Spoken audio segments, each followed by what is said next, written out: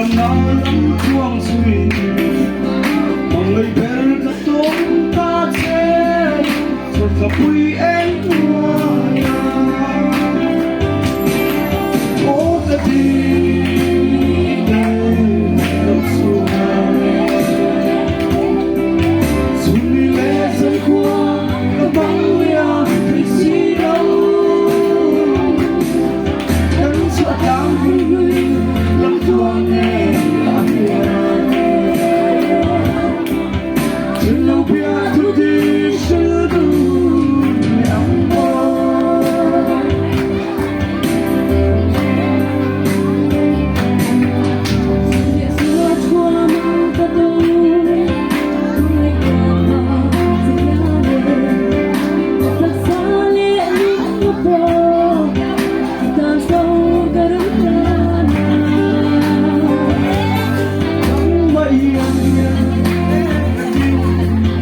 gần sông giống đất là thế đất thì sen dung sáng lên việc thực đi ăn ngon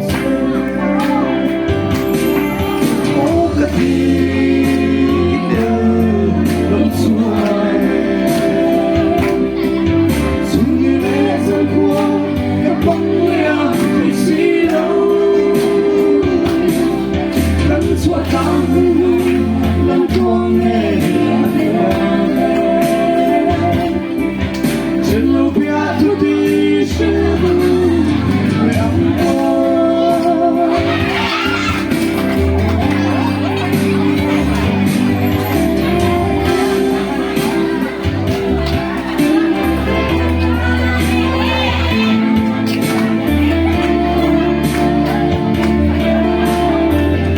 mình đâu giải quyết được luôn dạ theo mình